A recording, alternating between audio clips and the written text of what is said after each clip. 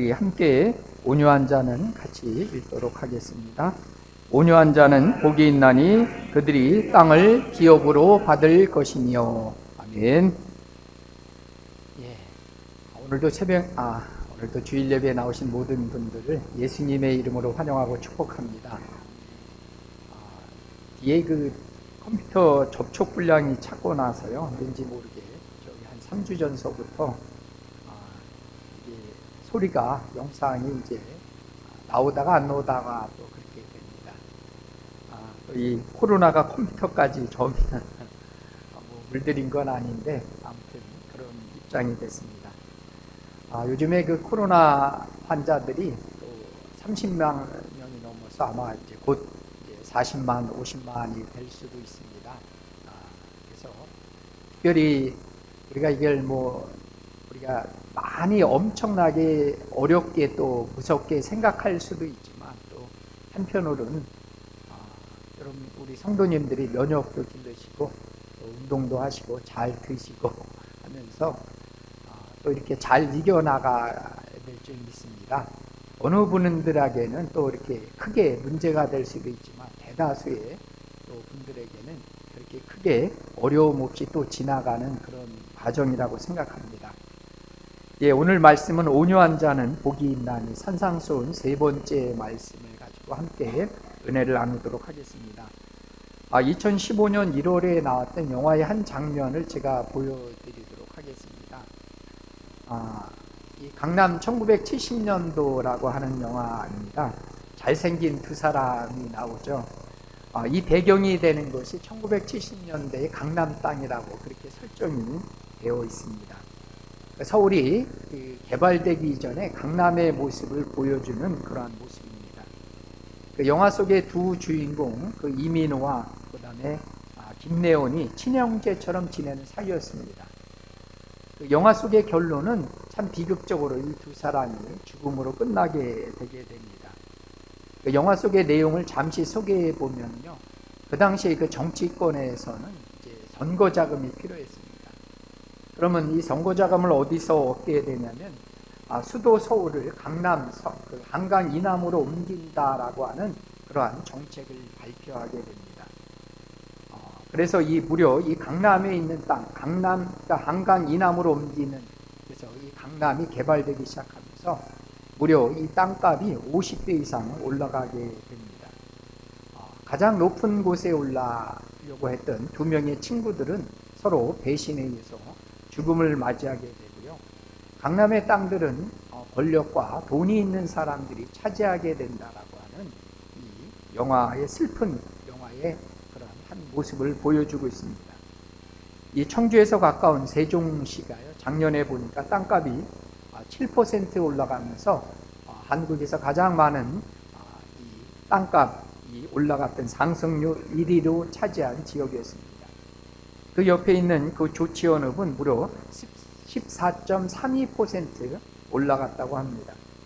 이렇듯이 여전히 땅값은 상승하면서 많은 사람들에게 이 땅을 소유하는 것은 영원한 부를 가져다 줄 거라고 하는 그러한 생각을 여전히 그렇게 가져다 주고 있습니다. 그러나 우리가 이 성경에서 말하고 있는 이 땅은 세상에서 말하고 있는 이 땅의 개념과는 다른 것을 우리는 알아야 됩니다. 이 성경 속에서 나오는 땅은 크게 세 가지입니다. 그 첫 번째는 그 에덴 동산입니다. 창세기 2장에 보면 하나님께서 아담과 이브를 위해서 에덴 동산을 만들어 주셨습니다. 그리고 그 안에서 이제 살게 하셨는데요, 안타깝게도 이 아담과 이브는 죄를 짓고 그 에덴 동산에서 첫 번째 땅에서 쫓겨나게 됩니다. 그 두 번째 땅은 가나안 땅입니다. 하나님께서는 창세기 15장에 보면요, 아브라함의 믿음을 의롭게 여기시면서 그에게, 그의 후손들에게 가나안 땅을 약속해 주십니다. 하나님의 약속에 따라서 믿음으로 아브라함은 가나안 땅에 이르게 되고 그곳에서 살게 됩니다. 그러던 중 이 가나안에 흉년이 들어서 이제 아브라함과 그의 이제 후손들이죠, 야곱이, 그의 후손들이 고센 땅에 들어가서 430년 동안 살다가 하나님의 은혜 가운데 다시 약속의 땅으로 돌아오게 된다라고 하는 얘기입니다. 그 다음에 이제 세 번째 땅은 새하늘과 새 땅입니다. 이 새하늘과 새 땅은 그리스도의 재림으로 완성될 땅입니다. 우리 베드로후서 3장 12절 13절 말씀을 함께 읽어보도록 하겠습니다. 하나님의 날이 임하기를 바라보고 간절히 사모하라. 그날에 하늘이 불에 타서 풀어지고 물질이 뜨거운 불에 녹아지려니와 우리는 그의 약속하신 대로 의가 있는 곳인 새하늘과 새 땅을 바라보도다. 아멘. 이 베드로후서의 내용은 이 말세에 일어날 일들에 대해서 우리에게 말씀해 주고 있습니다. 그날은 하나님의 심판의 날입니다. 마지막 날이에요. 그날은 모든 것이 불에 타서 없어지는 세상. 그러면 어디서 살까요? 모든 것이 다 없어지면 어디서 사느냐라고 했을 때 새하늘과 새 땅에서 우리는 살게 된다라고 하는 얘기입니다. 오직 믿음 안에서 거듭난 자들이 믿음 안에서 약속 안에서 하나님의 나라인 새하늘과 새 땅에서 살게 된다는 얘기입니다. 우리 인생은 에덴 동산에 잃어버린 땅, 그 땅을 우리는 신락원이다 이렇게 얘기합니다. 신락원에서 출발했을지라도 하나님을 믿는 믿음 안에 있는 사람들은 결국 하나님께서 어떻게 하십니까? 회복되고 다시 하나님이 약속하신 새하늘과 새 땅에서 영원토록 주님과 함께 살게 된다라고 하는 얘기입니다. 우리는 처음 우리에게 마련해 주신 이 에덴 동산도요, 하나님의 은혜 가운데 우리에게 주어진 것입니다. 두 번째 땅인 이 가나안 땅도 하나님의 약속에 의해서 우리의 공로와는 상관없이 이 믿음으로 순종하며 나갔던 아브라함에게 주어진 것입니다. 얘기했지만 이것은 우리의 노력이나 공로로 얻어지는 땅들이 아닌 것입니다. 오직 하나님의 약속을 믿음 안에서 이 믿음을 가진 자만이 그 소유하는 것이 하나님이 주신 땅이라는 얘기입니다. 따라서 우리가 가져야 될 믿음은 하나님이 우리에게 영원한 하늘나라를 주신다라고 하는 그러한 약속의 말씀을 믿는 겁니다. 우리가 지난주에 지지난주에 거쳐서 누가 하늘나라를 소유할 것인가에 대해서 함께 은혜를 나눴습니다. 첫 번째는 심령이 가난한 자들이 우리가 하늘나라 천국을 소유한다라고 했습니다. 우리가 심령이 가난하다고 하는 것은 자신이 그 의롭다고 여기는 것이 아니라 전적으로 하나님만 믿고 의지하는 자라는 것입니다. 그래서 신실하게 하나님을 믿는 자들에게 천국은 약속이 됐다는 얘기입니다. 지난주에는 우리가 애통하는 자가 받는 것에 대해서 나눴습니다. 자신의 죄에 대해서 애통해야 되고요. 또 나라 민족에 대해서 애통하는 자들에게 하나님께서는 함께 하심을 통해서 위로해 주신다라고 하는 그런 말씀을 함께 나눴습니다. 오늘은 우리가 세 번째로 우리가 온유한 자가 이 하나님이 주시는 이 땅을 기업을 얻게 된다라고 하는 얘기입니다. 이 한글 성경에서는 단순히 오늘 말씀에도 보니까 땅을 얻게 될 거다라고 얘기했지만 언어적으로 보면 정관사 the가 붙습니다. 그래서 그 땅을 얻는다는, 영어로만 the earth라가 돼서 그 땅을 얻게 된다는 얘기입니다. 그 땅이라는 것은 히브리적 개념으로 나할이라고 합니다. 이 나할이라고 하는 단어는 하나님께서 이스라엘 백성들에게 가나안 땅을 기업으로 주실 때 사용된 그러한 그 용어입니다. 과거 이스라엘은 하나님의 전적인 은혜로 가나안 땅을 이제 받게 됩니다. 그리고 마찬가지로 그 약속을 믿는 모든 사람들에게 동일하게 하나님께서는 은혜로 그 땅을 받게 되고요. 그 기업을 누리며 살아갈 수 있다는 얘기입니다. 근데 물론 하나님이 주시는 땅은 우리가 현재에서 이루어지는 축복이 아닌 것입니다. 세상 사람들처럼 더 많이 갖게 되고 더 많이 소유하라고 하는 이 땅의 땅이 아니라는 사실입니다. 종국적으로 이것은 성취될 종말론적인 그러한 축복이라고 할 수가 있습니다. 신실한 하나님의 백성들은 장차 하나님의 기업을 받아서 우리는 천국을 누리며 살아가게 될 것입니다. 따라서 이 땅에 사는 사람들은, 그 땅을 얻을 사람들은 믿음 안에서 온유한 삶을 살아야 한다는 얘기입니다. 우리가 세상에서 주어지는 이러한 땅을 우리가 더 많이 소유하고 그 땅에 연연하면서 살아가는 것이 아니라 하나님이 주신 이 기업을 바라보면서 우리가 소망 가운데 믿음 안에서 온유하면서 기쁨으로 살아야 한다는 얘기입니다. 그렇다면 온유한 자의 모습은 어떤 사람이냐라고 하는 거죠. 우리가 세상 사람들이 오해하는 단어 중에 하나가 온유하다라는 그러한 말이 있습니다. 우리가 일반적으로 온유하다라고 하면 어떤 사람을 말하고 있을까요? 우리가 온유하다라고 하는 것은 일반적으로 마음이 착해서 노라고 얘기하지 못해. 남이 얘기하면 예라고, 예스맨, 우리가 예라고 대답하는 사람, 혹은 좋은 것이 좋다라고 여기면서 나만 참고 참으면 돼 라고 얘기하는 사람들, 혹은 가만히 있거나 수줍어하는 소극적인 사람을 우리가 온유하다 이렇게 세상 사람들이 알고 있다는 얘기입니다. 그러나 우리가 물론 이 성경에서 말하는 이 온유도 이러한 세상적인 개념이 일부분 포함되어 있습니다. 그러나 이 온유하다의 헬라어 프라위스라고 하는 것은 어떤 의미냐면 길들인 또는 길들인 짐승을 의미합니다. 따라서 이 온유하다는 말 속에서는요, 단순히 수줍어하거나 소극적이고 나약하다는 의미가 절대 아닙니다. 이것은 얼마든지 강할 수 있지만 제갈 아시죠? 제갈 물려진 상태입니다. 이것은 뭘 의미하냐면 자기 절제를 의미한다라고 볼 수가 있습니다. 그래서 온유함이라고 하는 것은 부드럽지만 강하고요, 단호하면서도 넉넉한 것, 부드러우면서도 강한 것이 온유함이에요. 그 다음에 단호하면서도 넉넉한 여유가 있는 것이 온유하다. 저도 이 말씀을 준비하면서 참 이런 성품이 우리가 닮아가야 됐다라는 생각을 많이 가졌습니다. 그래서 이 온유함이라는 것은 외형적인 폭력이나 잔인함에 대해서 반대한다기보다는 오히려 적극적인 사랑의 마음을 가지고요, 고통받고 그 고통을 참고 인내하고 온유하고 부드러운 마음을 가진 것이라고 우리는 볼 수가 있습니다. 그래서 신학자 칼뱅은 뭐라고 했냐면 한번 띄워줘 보겠습니다. 이 칼뱅 또는 이제 칼빈이라고도 얘기하는데요. 우리가 온유함이란 뭐냐 한번 같이 한번 읽어볼까요? 온유란 부드러운 마음으로 살며 노하기를 더디하며 절제할 수 있는 것. 우리 다시 한번 읽어볼까요? 온유란 부드러운 마음으로 살며 노하기를 더디하며 절제할 수 있는 것, 이렇게 얘기했고요. 그 다음에 철학자인 아리스토텔레스도 같이 한번 읽어보겠습니다. 자연적 경로에 대하여 관용을 취하는 덕성. 그래서 관용을 취하는 것. 그래서 이 너그럽게 받아줄 수 있는 그런 마음을 우리가 온유함이다라는 얘기입니다. 그래서 이렇듯이 이 온유함이라는 것은 나약함이 아닌 거죠. 절제하는 겁니다. 부드러운 겁니다.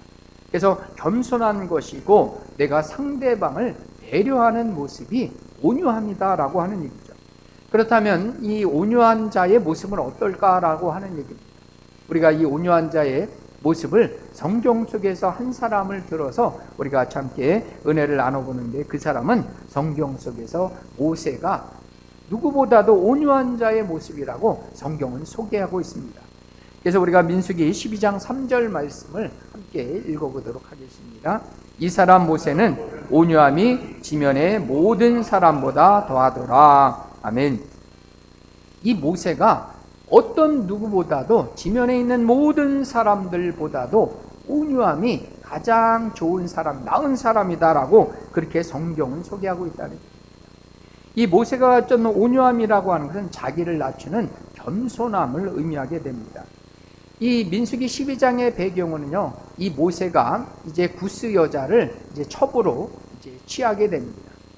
나이가 들어서 이미 이제 그의 나이는 이제 100세가 넘어가는 나이에 구스 여자를 아내로 취하니까 그만 미리암과 그의 누이였던 누이와 그 다음에 형이었던 아론이 비방하게 된다는 얘기입니다. 그래서 자기를 비방하는 이 소리에 대해서 모세는 직접 대항하지 않았어요. 자기 감정을 억제하면서 자기를 돌아보면서 오히려 참는 모습을 보여준다는 거죠. 그래서 신적인 권위로 하나님이 주신 신적인 권위, 그것은 모세를 지도자로 세웠기 때문에 그가 얼마든지 말할 수 있었어요. 그러나 그는 잠잠히 하나님의 뜻을 바라보면서 절제하였다는 얘기입니다. 사실 우리가 잘 알고 있지만 모세는 처음서부터 그렇게 온유한 사람이 아니었습니다. 그 출애굽기 2장 12절에 보면 이 모세는 애굽 사람이 그 히브리 사람을 쳐서 죽이는 것을 쳐서 치는 것을 보게 됩니다. 왜냐하면 이 모세는 애굽에서 자랐지만 누가 길렀어요? 어머니가 길렀기 때문에 그는 히브리 사람이라는 것을 그의 어머니를 통해서 알고 있었다.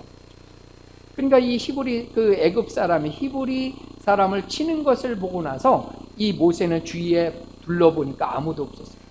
그래서 이 아무도 없다 보니까 그만 애굽 사람을 쳐서 죽이게 됩니다. 물론 주위를 좌우를 살펴본다라고 하는 것은 이 모세가 침착하다라고 볼 수도 있지만, 여러분들 남이 나를 친다고 해서 내가 그 사람을 죽이는 것은 뭐예요? 그것은 절대로 침착한 사람이 아니에요. 혈기가 왕성한 사람이고요, 급한 성격의 소유자라고 하는 얘기입니다. 이 모세는 이렇듯이 자기가 살인한 것이 그만 발각되어서 어디로 도망가요? 미디안 강야로 도망가게 된다는 얘기입니다. 그래서 이제 모세는 미디안 강야에서 양을 돌보면서 무려 40년간을 지내게 됩니다. 그리고 출애굽기 3장에서 하나님께서 이 떨기나무 가운데 모세를 찾아오시게 돼요. 그리고 나서 이 모세는 하나님으로부터 출애굽하게 하라는 하나님의 명령을 듣게 돼요. 그럼에도 불구하고 이 모세는 어떻게 할까요? 나는 할 수 없다라고 4번이나 거절해요. 그러니까 4번이나 거절하니까 하나님도 성경에 보니까 노하시면서 이렇게. 그러니까 자꾸만 이 모세가 할 수 없다라고 거절하니까 이 하나님께서 노하시면서 말 잘하는, 왜냐하면 모세는 자기는 말 못한다라고 했어요. 그래서 이 부족한 사람이다, 입이 둔한 사람이다라고 얘기하니까 하나님께서 누굴 보내줘요? 네 형 아론이 있지 않느냐. 그래서 아론도 붙여주시고, 나는 할 수 없다고 하니까 하나님이 뭘 지어주세요? 능력의 지팡이를 그에게 지어주십니다. 여러분, 이렇듯이 이 모세가 할 수 없는 그런 상황 가운데 있을지라도 이 모세는 점차적으로 변화되기 시작합니다. 그래서 이 모세가 이렇게 변화될 수 있는, 사람을 쳐 죽이는 급하고 다혈질적인 성격 가운데 있었지만 하나님이 쓰시는 사람이 되었다는 거죠. 그러면 어떻게 이 모세가 변화될 수 있을까라고 하는 얘기입니다. 그 첫 번째는 고난이 모세를 변화시켰다. 여러분, 모세의 일생을 우리가 너무나 잘 알고 있지만 40년 동안은 그 애굽의 왕자로 살았어요. 그리고 40년 동안은 미디안에서 양치는 목자로 살았어요. 그리고 이제 80세가 넘었을 때 40년 동안, 그래서 120세에 죽게 되죠. 그 다음에 40년 동안은 출애굽의 지도자로 살았습니다. 그리고 그의 마지막 40년을 그 출애굽하는 지도자로 살 수 있었던 것은 애굽의 학문과 언어를 배운 것 때문에 그렇지 않았다. 그가 많은 것을 배웠기 때문에 지도자로 산 것이 아니었어요. 그러면 어떻게 그는 출애굽의 지도자가 될 수 있었냐면 미디안의 목자로서의 추위와 더위에 견뎌야 했다는 거예요. 그리고 양을 치려면 어떻게 돼요? 그 긴 밤에 홀로 그 양을 지키는 고독한 삶을 이겨야 했던 그 고난과 어려움 가운데 주어졌다는 얘기입니다. 그 시편 105편 19절 말씀을 우리가 같이 한번 읽어보도록 하겠습니다. 곧 여호와의 말씀이 응할 때까지라 그의 말씀이 그를 단련하셨도다. 아멘. 하나님의 말씀이 그를 단련시킵니다. 여러분, 하나님께서 이 모세를 부르실 때까지 하나님께서 모세를 단련시킵니다. 그는 40년 동안 애굽에서 학문을 배웠어요. 그러나 우리가 지도자로 설 사람은 학문이 그를 지도자로 세우는 것이 아니에요. 뭐가 지도자로 세우게 됩니까? 고난과 성숙이라는 과정을 통해서 비로소 지도자가 될 수가 있다는 겁니다. 그 고난은 그를 부드러운 사람으로 바꿔주세요. 온화한 사람으로 바꾸어 줬다는 겁니다. 따라서 우리도 우리에게 있는 고난은 뭘 만드는 거예요? 하나님의 사람으로 만드는 과정이라는 거예요. 우리의 그 모난 부분을 하나님께서 어떻게 해요? 고난 가운데 깎이시고, 어느 동안은 가지도 치시고, 어느 때는 뭐예요? 둥글둥글하게 만들어 주셔야 된다.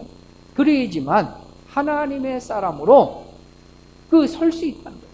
우리가 여전히 모가 나고 가시가 있으면 어떻게 될까요? 그냥 사역한다고 일하면서 어떻게 돼요? 남을 찌르기만 한다. 그러나 모세는 40년의 광야의 삶을 통해서 그는 뭐야? 다듬어지고 깎여지고 둥글둥글해져서 이제는 하나님이 그를 사용할 수 있었다는 얘기입니다. 두 번째는 이 모세는 엎드리는 사람이었다는 얘기입니다. 얘기했지만 아론과 미리암의 도전에 대해서 하나님께서는 이 안에 모세는 직접 상대하지 않았어요. 그리고 오히려 하나님의 뜻만 먼저 구했습니다. 우리 그 민수기 12장 13절에 보면 모세는 오히려 기도하면서 하나님을, 그러니까 이 미리암이 모세를 비방하니까 하나님께서 미리암에게 나병이 들게 하셨어요. 근데 이 모세는 기도하면서 오히려 이 하나님께서 미리암의 나병을 치유해달라고, 고쳐달라고 기도하는 거예요. 이것이 온유한 자의 모습이라는 겁니다. 얼마든지 자기는 힘이 있고 능력이 있어서 자기 뜻대로 일을 처리할 수 있지만 이 모세는 어떻게 했어요? 하나님의 뜻을 먼저 구했어요. 그리고 자기를 비방하는 자들을 위해서 고쳐달라고 하는 그런 기도를 하고 있다. 그 예수님도 십자가에 달려 죽으실 때 저들은 저들의 죄를 모르는 거예요. 그래서 용서하라, 용서해달라는 기도를 하신 것처럼 모세도 자기를 비방하는 자에게 대해서 함께 맞서 싸우지 않아요. 그리고 오히려 그를 고쳐달라고 기도했던 것이 그의 온유함의 모습이었다는 얘기입니다. 이렇듯이 하나님께서는 온유한 자의 기도를 즉시 응답해 주십니다. 그의 권위를 세워주십니다. 나약한 것 같고 힘이 없는 것 같지만 오히려 하나님께서는 그를 가장 높은 곳에 세우시고 그의 권위를 세워주시는 분이 하나님이신 것을 믿는 우리 모두가 되시기를 축복합니다. 세 번째는 이 모세는 하나님의 말씀이 그를 변화시켜 주셨습니다. 이 모세의 리더십은 얘기했지만 애굽에서 그가 많은 학문을 배워서 생긴 게 아니라는 얘기입니다. 우리는 생각하기에 그래요. 나를 하나님이 쓰실 때는 내가 힘 있고 능력 있고 많은 지식이 있어야지 나를 사용하실 거라고 생각합니다.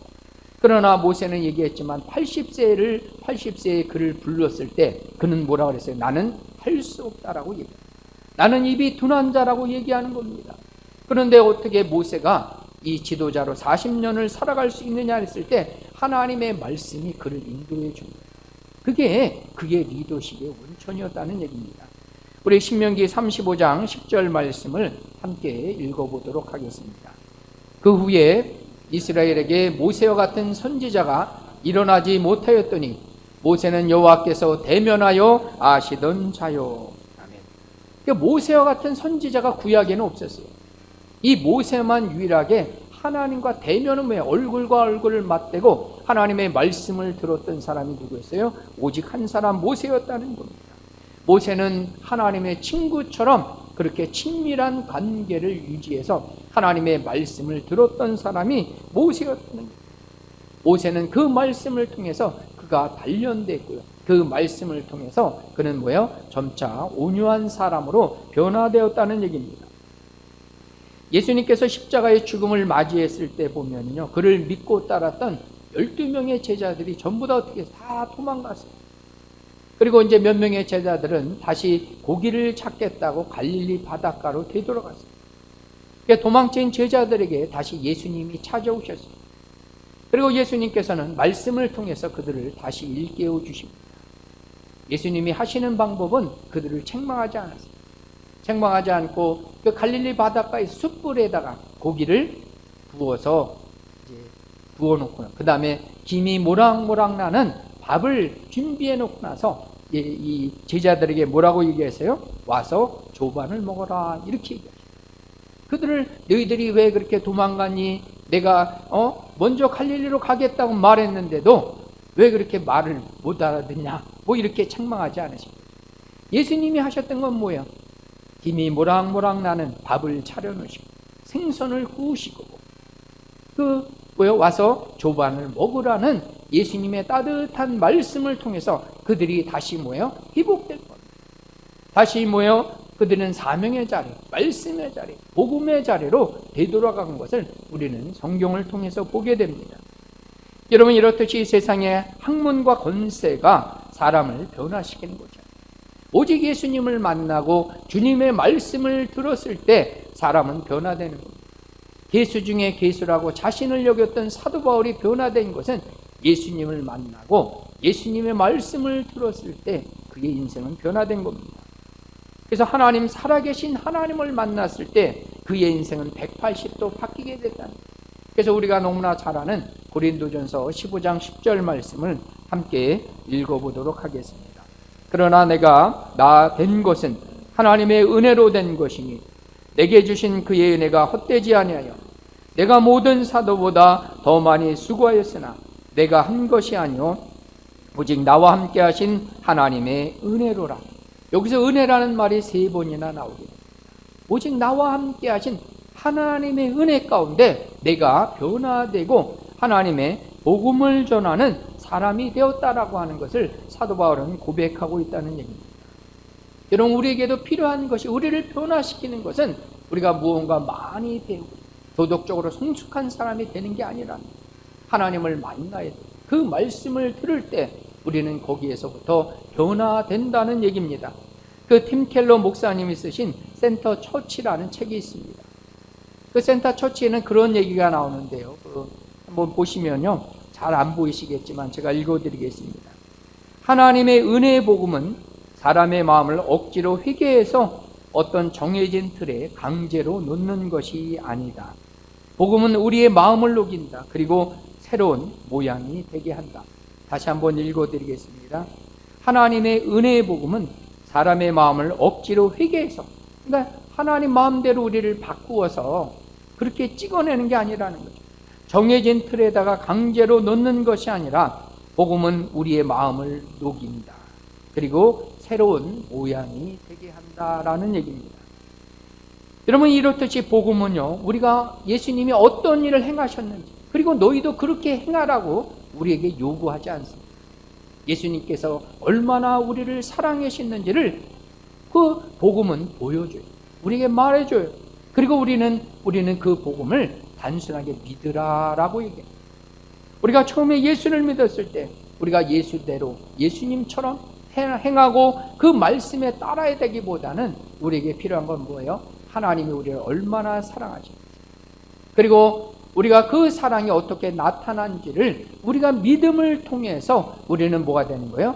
비로소 주님의 제자가 되고요. 그리고 그 말씀이 우리의 삶을 바뀌어주게 될 줄 믿으시기를 축복합니다.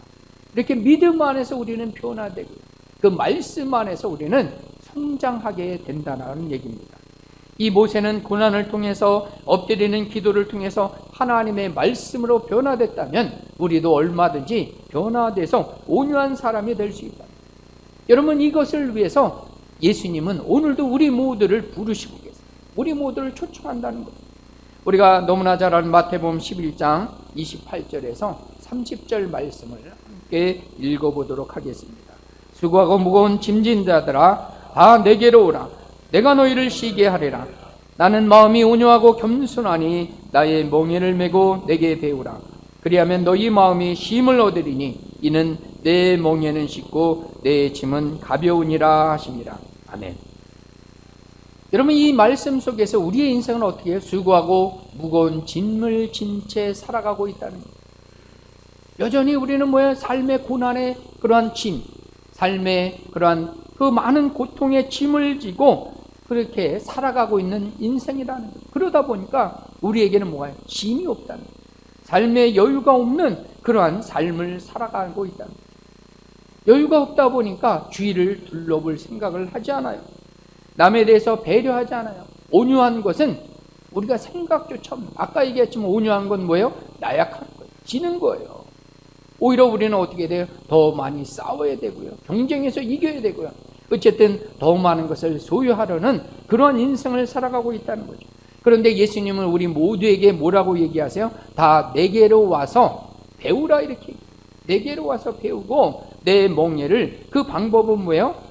내 멍에를 메고 나를 따르라. 나에게 와서 쉬라는 건데 그 쉬는 방법이 뭐라고요? 내 멍에를 메고 나를 따르라는 거예요.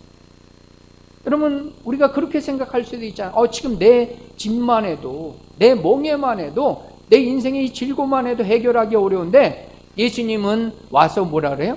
예수님 멍에까지 매라고 하니까 우리는 어떻게 돼요? 제 짐조차 지기도 힘들다라고 그렇게 하소연할 수 있다는 얘기입니다. 그러나 우리가 예수님께 나가 예수님의 멍에를 지는 것만이 참된 안식과 참된 온유함이 그 안에 있다는 얘기예요. 여러분, 유대인 농경사회, 물론 우리나라도 그렇지만요, 유대인 농경사회는요, 이 농사일을 할 때 이 반드시 한 마리의 소가 쟁기질을 하지 않습니다. 반드시 두 마리의 소가 함께 쟁기질을 해요. 그럼 우리가 예수님께 나가서 예수님과 함께 멍에를 맨다는 것은 결국 어떤 의미일까요? 예수님께서 내 짐을 짊어지십니다.